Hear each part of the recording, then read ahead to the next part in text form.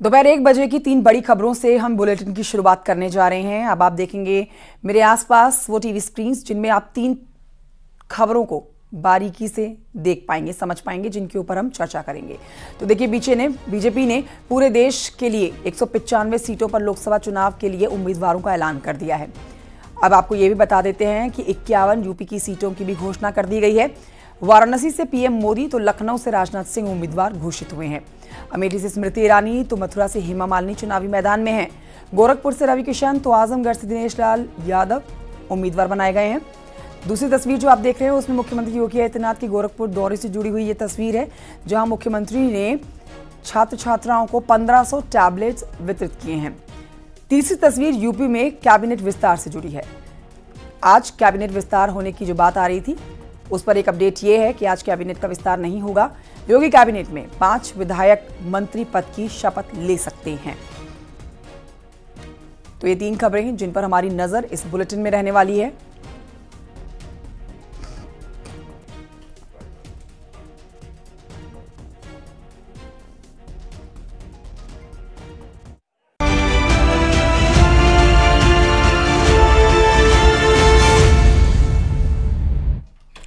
तो लोकसभा चुनाव के लिए बीजेपी ने अपने 195 सीटों के लिए पत्ते खोल दिए हैं।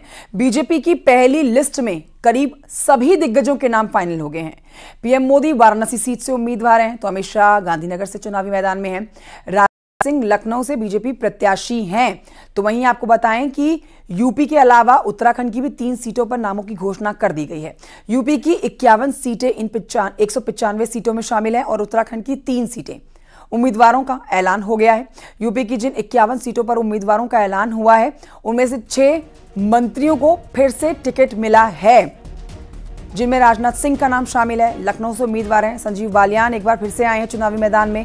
मुजफ्फरनगर से उम्मीदवार बनाए गए हैं। स्मृति ईरानी अमेठी से चुनाव लड़ने वाली हैं। फिर से सतपाल सिंह बघेल हैं जो कि आगरा से चुनावी मैदान में है। अजय मिश्रा टेनी एक बार फिर से लखीमपुर खीरी से बीजेपी के उम्मीदवार घोषित हुए हैं। साध्वी निरंजन ज्योति फतेहपुर से टिकट पा चुकी हैं।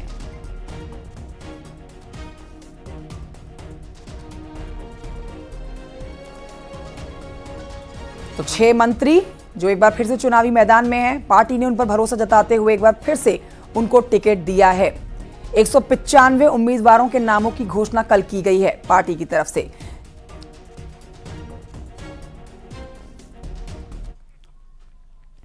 तो लोकसभा चुनाव के लिए जारी बीजेपी की पहली लिस्ट में गौतम बुद्ध नगर लोकसभा सीट से तीसरी बार डॉक्टर महेश शर्मा को प्रत्याशी बनाया गया है। टिकट मिलने पर बीजेपी सांसद ने केंद्रीय नेतृत्व का आभार जताया। क्या कहना चाहेंगे? तीसरी बार विश्वास जताया और आप चुनावी मैदान में हैं। देखिए, मैं धन्यवाद देता हूं अपने पार्टी के मुखिया, हमारे अभिभावक और 140 करोड़ देशवासियों की आशाओं के प्रतीक हमारे यशस्वी प्रधानमंत्री नरेंद्र मोदी जी का, जिन्होंने मुझ पर यह विश्वास जताया कि मैं तीसरी बार अपने इस उत्तर प्रदेश ही नहीं, देश की जो इम्पोर्टेंट सीट मानी जाती है, उत्तर प्रदेश की आर्थिक राजधानी के रूप में जिसकी पहचान बनी है, उसका प्रतिनिधित्व करूं। मैं किन शब्दों में उनका धन्यवाद दूं? मेरे राष्ट्रीय नेतृत्व का, पूरे का, अमित शाह जी का, राजनाथ सिंह जी का, हमारे राष्ट्रीय अध्यक्ष नड्डा जी का, क्षेत्रीय अध्यक्ष सत्येंद्र सिसोदिया जी का, प्रदेश अध्यक्ष भूपेन्द्र जी, धर्मपाल जी, मुख्यमंत्री जी, सभी का, जिन्होंने मुझ पर यह विश्वास जताया। आज वास्तव में पार्टी ने हमारे माननीय प्रधानमंत्री जी के नेतृत्व में जितने काम किए हैं, और खास तौर पर उत्तर प्रदेश और मैं कहूंगा मेरी गौतम बुद्ध नगर लोकसभा के क्षेत्र में 1 लाख करोड़ से अधिक के काम मेरी इस लोकसभा क्षेत्र में हुए हैं।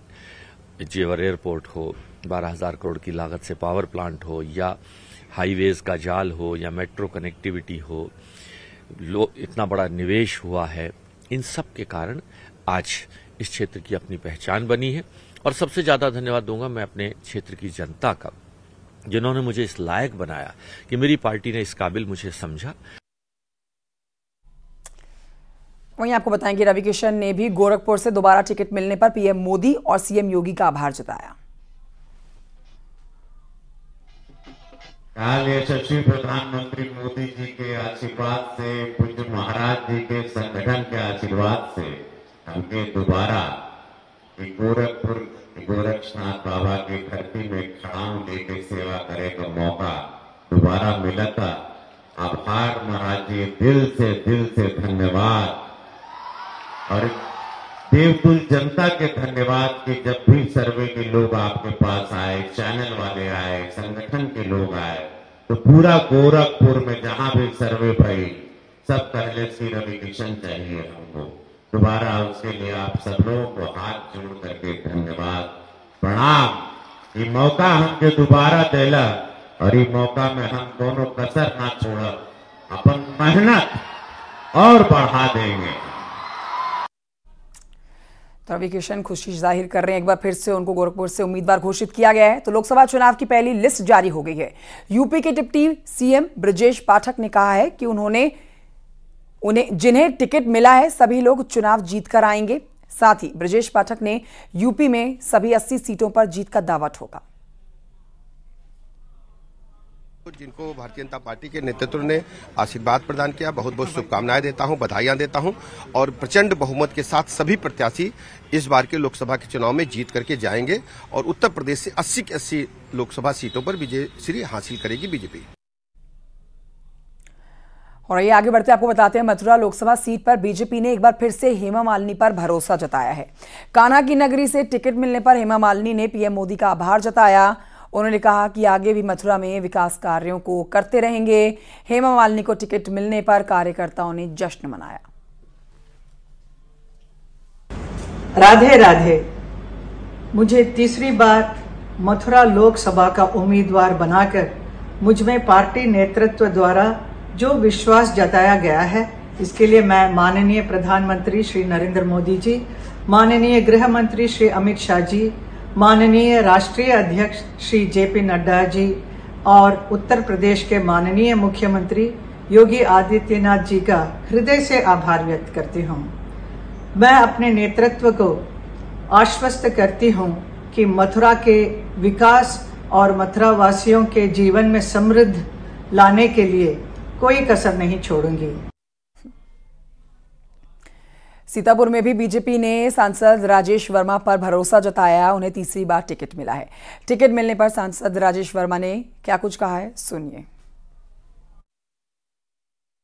राजेश जी, ये आपको एक बार फिर से जो है केंद्रीय नेतृत्व ने यहाँ पर प्रत्याशी बनाया है, क्या कहेंगे और किन मुद्दों के बीच में लेकर सीतापुर में? देखिए, केंद्रीय नेतृत्व, प्रदेश नेतृत्व और हमारे जिला संगठन का बहुत बहुत हृदय से आभार। सब लोगों ने एक सूत्री कार्यक्रम के तहत सीतापुर से हमको अपना प्रत्याशी बनाने का काम किया है। मैं आपको बताऊं कि विकास आपसे कहीं छिपा नहीं है। विकास का मैंने एक बहुत बड़ा बैनर लगा दिया है, आप लोग उसमें पढ़ सकते हैं मैंने क्या क्या कार्य, प्रमुख कार्य जो किए। छोटे कार्यों की इसमें गिनती नहीं है, लेकिन आने वाले समय में जो कार्य अवशेष हैं उनको भी हम पूर्ण करेंगे। और अभी मेरा सबसे बड़ा लक्ष्य होगा सीतापुर से लखनऊ प्रखंड जो दोहरीकरण नहीं है रेलवे लाइन का, उसका हम लोग 5 साल में कराने का काम करेंगे। शाहजहांपुर से बीजेपी ने मौजूदा सांसद अरुण सागर को फिर से टिकट दिया है। अरुण सागर को फिर से टिकट मिलने पर कार्यकर्ताओं ने जश्न मनाया और फूल दिए अरुण सागर को। अरुण सागर ने कहा कि इस कार्यकाल में कई काम हुए हैं और कई काम अभी और करने बाकी हैं।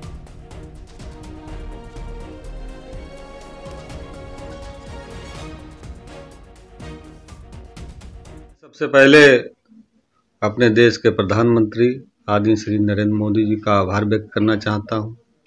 साथ ही साथ भारतीय जनता पार्टी के राष्ट्रीय अध्यक्ष आदरणीय जेपी नड्डा जी का आभार व्यक्त करना चाहता हूं और गृह मंत्री जी का आभार व्यक्त करना चाहता हूं और उत्तर प्रदेश के मुख्यमंत्री आदरणीय योगी आदित्यनाथ जी, हमारे पार्टी के प्रदेश अध्यक्ष चौधरी साहब का और तमाम पार्टी कार्यकर्ताओं का, और यहाँ पर हमारे 3 मंत्री, उनका भी मैं आभार व्यक्त करना चाहता हूँ।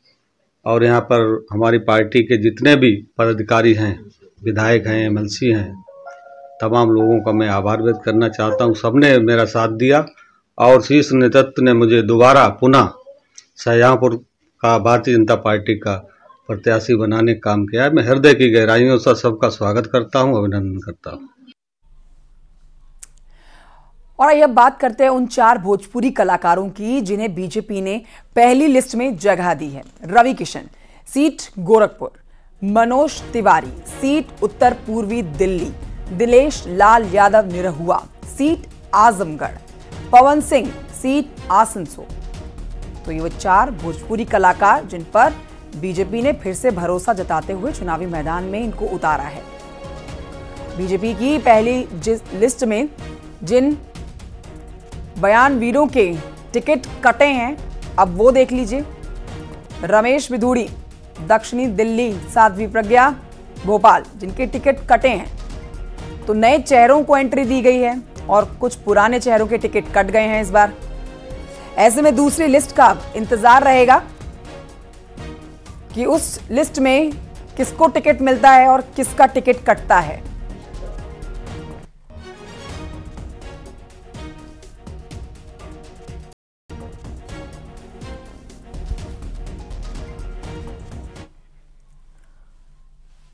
और आइए बढ़ते हैं आगे। लखनऊ से एक बड़ी खबर आ रही है। सोर्सेस के हवाले से बड़ी खबर आ रही है कि आज मंत्रिमंडल विस्तार की संभावना नहीं है।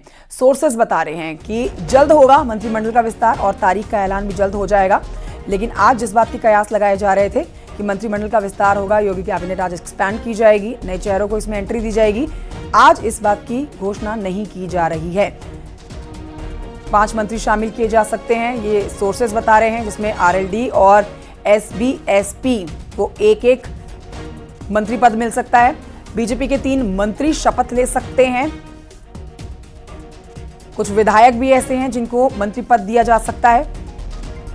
अब आप देखिए ओपी राजभर जिनका नाम शामिल है, जिनको मंत्री पद मिल सकता है, कैबिनेट में शामिल हो सकते हैं।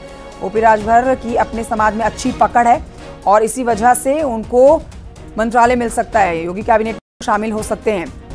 यूपी में राजभर समाज की आबादी 12% है। पूर्वांचल में राजभर जाति की आबादी 12 से 22% है।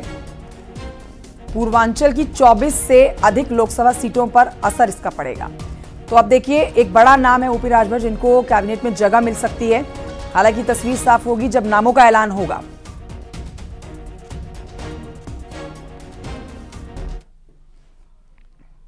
गोरखपुर में मुख्यमंत्री योगी आदित्यनाथ ने छात्र छात्राओं को स्मार्टफोन्स और टैबलेट्स बांटे हैं।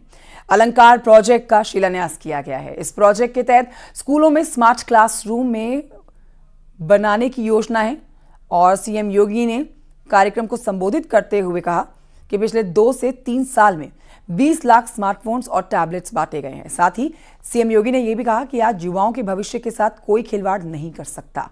जो खिलवाड़ करेगा वो जेल में जाएगा, उसके ऊपर सख्त कार्रवाई की जाएगी।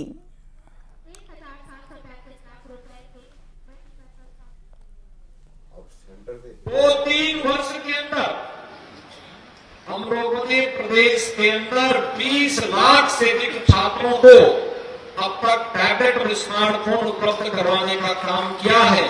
इस क्रम में आज गोरखपुर में भी 4000 से अधिक विद्यार्थियों को ये सुविधा उपलब्ध करवाई जा रही है।